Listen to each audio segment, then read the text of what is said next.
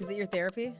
No, and I hate when other comedians say that too. Why? Because if it's based on what you're doing this week. Yeah, but also comedians go to therapy. Like it's not a replacement. Like you still need help. Here, I'll do it like this. Hello. Gotcha. Welcome to Positively Charlotte. I didn't know I was doing this. And she's dead. I'm sorry, I'm not allowed to say that one. The man, the myth, the legend. Steve-O, how are you? What's up, 704? Welcome to this local Charlotte edition of A Comedy Corner. I'm Ryan Miloff, the producer, and I got my host here, Alicia Quarles. We got a special comedian, local Charlottean. I've seen him a few times, opening for some big comedians. Welcome in, Jordan. Yeah, excited to be here. Thank y'all for having me. Yeah, of course. Oh. All right, so tell us how you got started in comedy, because you said you're really like 45 minutes outside of Winston, where you grew up. Right, yeah, for sure. So when I was living in Winston-Salem, I saw a open mic sign outside of the bar on my lunch break, right? And it just said open mic comedies on Tuesdays. And I just decided, I'm going to give this a shot. I was looking for something to step out of my comfort zone. So I came back with 2 weeks later with some stuff written down. I told two of my friends to come watch me. They invited like our whole apartment building. Terrible mistake. Like the whole open mic crowd was just people there to see me for my first time doing comedy. And I was not funny. I was not good at all, but I remembered everything. Like I didn't have to like check my notes for anything. I was like, okay, at least I can talk for an extended period of time. So let me just keep going. You had the ability in you to be able to get on stage and just do your set. Yeah. Because I remember I told you I did stand up for a few months, and the hardest thing was getting on. It was remembering what I had written down and the jokes that I had prepared. I would lose them as soon as I got on stage. So, what did you have to practice that, or was that something that just kind of came along naturally? Oh no!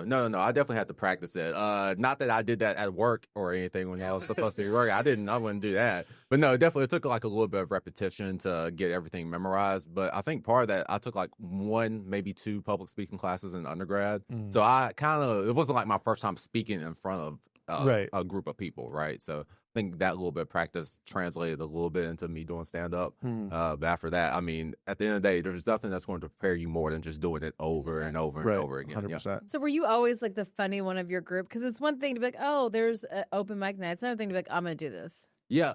No, I was not. No, I am very much an introverted person. A lot of people were actually shocked to find out that I did this, at all. My parents are definitely like still surprised that I like get in front of people and talk. I'm like one of those people that when there is nothing that'll ruin my day faster than having to talk to somebody I wasn't planning on talking to that day. Oh my God, the same. You're right. You with me? About me. Yes. Yes. Oh, I hate unexpected conversations. So, yes. Everything's planned. Everything's planned. Yeah. So, as Charlotte as a comedy scene, do you see it growing? Like since you started here, how has it changed over that time? Yeah, 100%. So, when I first started, when I first moved here, really, it was just one comedy club being the Comedy Zone, right? And since then, we've expanded. There's a new comedy club called the Comedy Club of Duckworth now that's been doing a great job of integrating a lot of the local talent onto their shows. We have this thing called Don't Tell Comedy, which is kind of like a chain of pop-up shows that they do all across the country. And it's a pretty popular string of shows that they do here in Charlotte. And then there's them, yeah. You've covered them already? Oh, we have, yeah. Yeah, so they do a great job of like getting local comedians exposure as well. And then also there's a lot of comedians, myself included, that produce our own local shows trying to build up the scene. So we've come a long way since I've started. Okay, so I haven't seen your comedy yet. What is your brand of comedy? My brand of I hate that question because I think I am the worst person at describing who I am. I know that's because it could be family comedy, it could be clean comedy, it could be current events. Like, if you had to, I'm a journalism you. Okay, if you had to put your comedy in 2 sentences, what would you say? I would say my comedy is what happened to me this week. Yeah, that's cathartic. Observational, comedy. but I've seen you a few times, and it's definitely also like current topics and what's going on, what's crazy. I mean, it's not a bad path to be going down. It's not, but that's more of a recent adventure because you see some of the bigger comedians, Josh Johnson especially, and how he's blown up by covering a lot of the current topics. Right. So I do that more so to have something to post on social media to help promote myself. If it wasn't for that, I would just pretty much be centered on what I'm experiencing. So is your comedy really cathartic? Is it your therapy? No, and I hate when other comedians say that too. Why? Because if it's based on what you're doing this week. Yeah, but also comedians go to therapy. Like it's not a replacement. Like you still need help. Like I don't think you understand. You're just up there like it's an echo chamber. You're Right. confirming your own thoughts. You need Yeah. somebody to still push against Those you. Tell you issues you're are still persisting off stage. Yes, Yeah. 100%. Just because you can laugh about it doesn't mean it's healed. Yeah, but it does feel good to talk about whatever life experience and have someone come up to me after the show and say like, "Oh, I could really relate to that," or "You made me laugh about something that I didn't see the humor in initially." Right. Do you find everything Ryan knows this, I find everything in life funny. Like something really bad could happen to me. I'd be like, you got to laugh through it. Like that's just life. I can find most things funny, right? But I think that there could be some danger in that, especially for newer comics. I heard this one experienced comic named Jason Allen King. He's a local here in Charlotte, and he teaches comedy classes. And something he tells the people in this class is, when you're approaching certain subjects, it could be like handing a katana to a baby, right? Like you are not skilled enough to handle that subject in an appropriate way on stage yet. Yeah. And I think that's kind of where I'm at. Like I think I'm a good comedian, but there's still certain topics that I wouldn't touch just because I don't think I'm skilled enough to really like shed light on that in an entertaining way. Do you feel like Charlotte is a city as like to listen to comedy that they're responsive to that kind of thing? Like, you think you're able to experiment or try something new with this kind of scene? I think Charlotte treats comedy as a last resort of entertainment. And by that, I mean, it's like, yes, they will come out to comedy shows. And yes, of course, comedy shows can sell out here. But you will see, at least for me as a producer myself, most of your ticket sales will come 48 hours before the show, 72, 48 hours. And it's more of, if we don't have anything else planned that day, then we'll go to a comedy show. It's not like a New York comedy scene where tickets may sell out for the comedy seller weeks in advance. Right. Why do comedians love Charlotte, though? Because we interview a lot of comedians for this show, and they always say, we love Charlotte because they say the audience is really receptive. Like one comedian, Chappelle Lacey was telling us he hates Miami.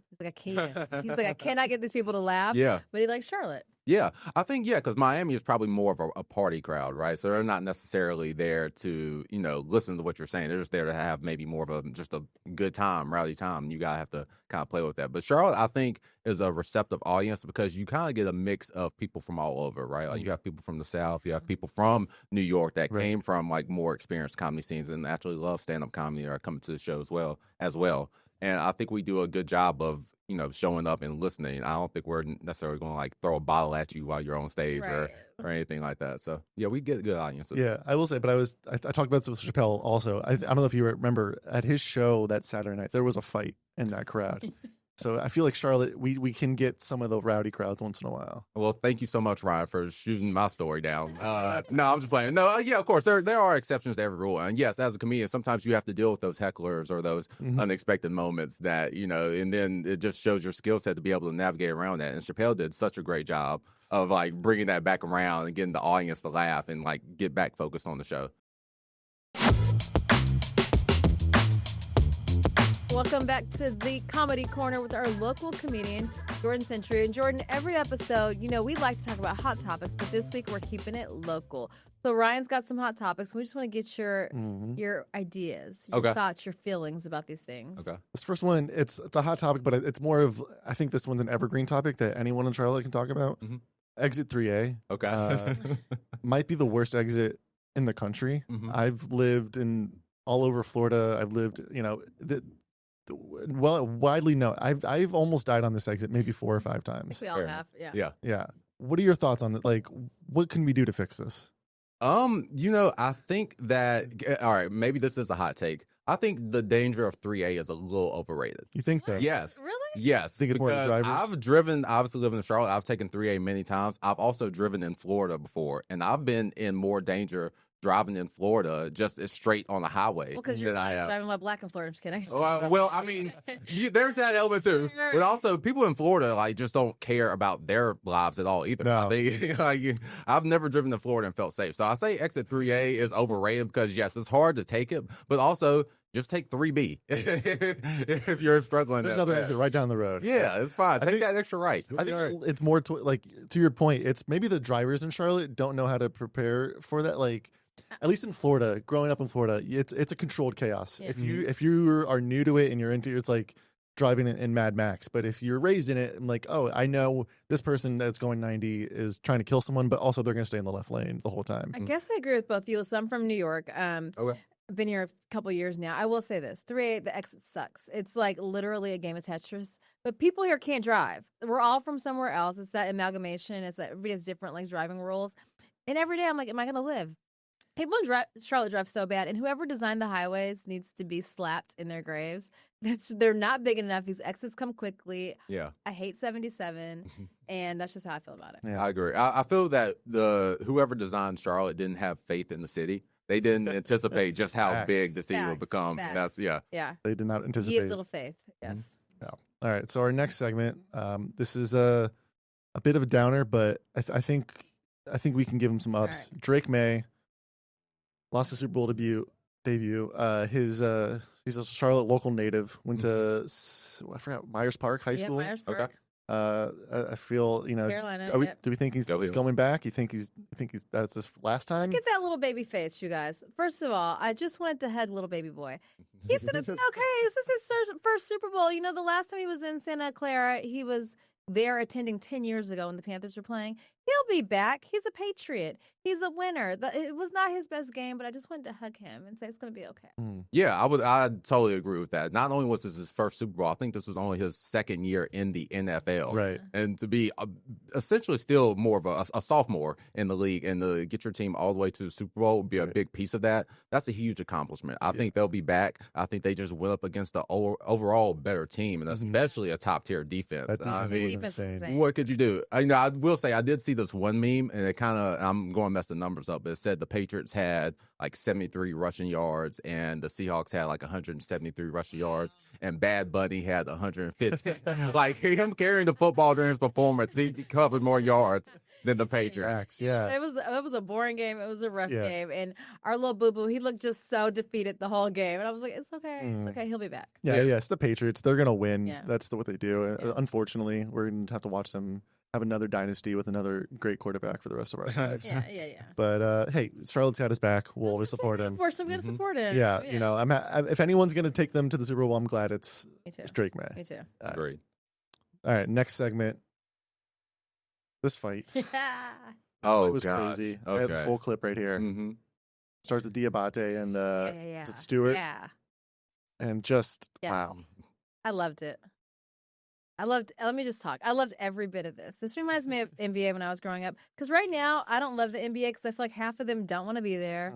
Are you really playing? Load management. This is lame. But this showed me that y'all care, Mhm. that you have heart, that you're out there fighting for something, literally. This is what I want to see on my NBA games. Go Hornets. Yeah, I'm 100% with you on that. I do think that I hate to sound, like a boomer or whatever, but I do think the NBA has gotten a lot more soft in the 90s basketball that I grew up watching. So I definitely like this. I hate that this is probably the most press the Hornets have gotten in maybe a few years. Right. to Especially be honest. after like their 9-game win streak, where like they started looking positive, or like, wow, what is this team? And then like people have to like start noticing after. It's all right. Yeah. All press is good press. That's Go true. ahead. That's what they say. Yeah, we got eyes on us now. Maybe this can give them a step up and be like, now we got to earn that bad boy. It's unifying too. When you Right. fight as a team, it's like you trauma bond. You're like, oh, okay, I got your back. You want to play? a Yeah, little now we harder. know these guys are going to go to bat for you no matter what happens. Exactly. Like they say violence isn't the answer. I disagree. Yeah. Sometimes, no, it's needed. The Sometimes you coach gotta even hit got involved. I'm like, Yeah. all right, leadership. That's leadership. That's right. All right, that was all our hot topics. We'll be right back with our winners and sinners. All right, it is time for our winners and sinners. I'll start my winners this week. I don't know if it's this week, but I just saw my friend Erica Jackson. She works over at SOC. She's a reporter there, and she did a story about the the Mooresville mayor who was walking around. Apparently there's an IT guy who got a complaint saying he got fired because he saw the mayor walking around the office after hours with no pants on. And Was he like butt naked? it doesn't clarify. Okay. But I'd like to think, it's after hours. Who cares? Yeah. Like maybe homeboy was sleeping there and he just needed to be in his boxers. It said he was drunk and that he threw up on his pants and then needed to take them off. Well, But hey, man, like, what are you doing snitching? He's just walking around. Sometimes you need to take a load off. I'm going to imagine that he was at least somewhat clothed because if he wasn't, If I was a reporter, I would mention that. Oh, yeah. That's Yeah. going to Oh, you're right. story. If he was walking around flailing it, then yeah. But if you're in your office by yourself, Lit. Throw it up by yourself. Yeah. Well, the janitor probably was like, I gotta clean this up in the morning, so it's probably why I snitched. okay, maybe he's a little bit of a winner and a Yeah, sinner. yeah, he's a But winner and a it's just a sinner. fun story. All right, my sinner, Charlotte City Council. Okay, hit us. This I-77 expansion, it's moving into some black neighborhoods. It's bringing some stuff down, and they had the city council meeting, and they didn't let anyone speak. They gave them 5 minutes, kicked them all out. People try to cause a ruckus to get to speak. I don't know. They're my sinners. I just wanted to highlight that and give them a donkey of the day kind of. Donkey of the day. Look. Donkey of the day. Yeah. Hey, you're our guest, so I will let you go next. I think this week for my winners, I have to go with the Carolina Tar Heels for pulling off that game good. in that 3 pretty much at the buzzer and winning the game after being. I think I saw the stat. That was the biggest comeback win that they've had against Duke in like 13 years or something like that. Yeah, because they were trailing by 13, I think, at one point. Yep. And come back and win. So very proud of them. I'm a Tar Heel myself, so very proud to see them pull it That's off. fantastic. Yeah. Yeah. Sinners. There's a local comedian. I don't want to say their name, but they did start this ruckus a few days ago. They posted this question on Facebook, or not question, but statement saying that I wish there were more funny women in comedy. Oh, drag the I can't say the name, but I will tell you another tidbit about them. Okay. This person is also anti-reading. Anti-reading. Yes. Is that a thing? Yeah, we're in a group chat with some other comedians, and anytime someone posts something that's too long, he'll say, "Hey, record a voice memo. I'm not reading that." So he's just- And see, and that's the issue, because if you read Anti-intellectual. more, you would know how to interpret written words, and reading that, you would say, "Oh no, that's not going to go over well." Right. You never start investigative journalism. I'll get to the bottom of Okay, this. okay. Drag them. Okay, so my winner this week, it also correlates with that, Tar Heels Duke game. Jordan Hudson. So let me tell you why she's my winner. She's Bill Belichick's girlfriend. Oh yes. Yes, she wore this shirt, and it was basically shading Robert Kraft and his whole massage situation where he got in trouble for it, because she's blaming him for Belichick not getting into the Hall of Fame. I love Jordan because commit to the bit. You are a demon, and she is committed to being a demon, and she does not care. She's gone full villain. She looks like a Cruella de Vil Disney character. She always has a hair coif. She looks 40 and 20 at the same time. She's a villain, and I'm here for it. I love a good villain. I agree. It is a level of petty that I aspire to reach. Right. I wouldn't even have thought to have found out the logo of the park. I wouldn't even thought to do that. Yeah, I'm like, you go, girl. Yeah, I love it's it. dedicated. I love it. That's dedicated to your zaddy, I hope- to your poppy. Yeah, Bill's Pappy. filling that paycheck. Yeah, bro. yes. Yeah. Okay, and then my center of the week is the Pistons. Because don't come up in here, don't start, and I won't be none. So you came up in Carolina, you thought we were like boring and lame at Charlotte, but we had to show you better than we could tell you. So I love that Charlotte put it down. I'm advocating for violence. Yeah, in this Miles case. Swinging swinging on Stewart. Yeah, it was great. I could watch that every day of the week. And will. And I will. Thank you so much. Thank you can come back you. anytime. Off Yeah. camera, you gotta tell me who that comedian is. Okay, yeah. And you got your show coming up. You want to tell us Yes, about that?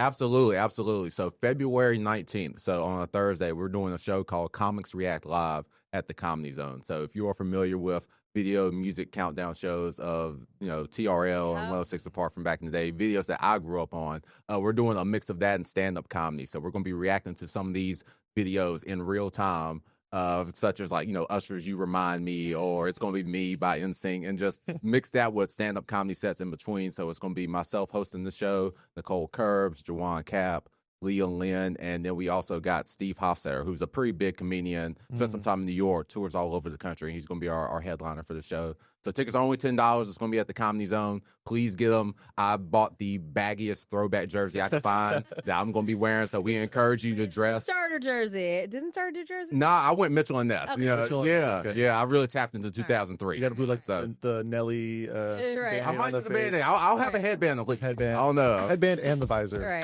Yeah, I gotta get a visor. Yeah. Thanks. Well, thank you, Jordan. Thanks, Jordan. Thank you. That wraps it up for Comedy Corner. We'll see you guys next week.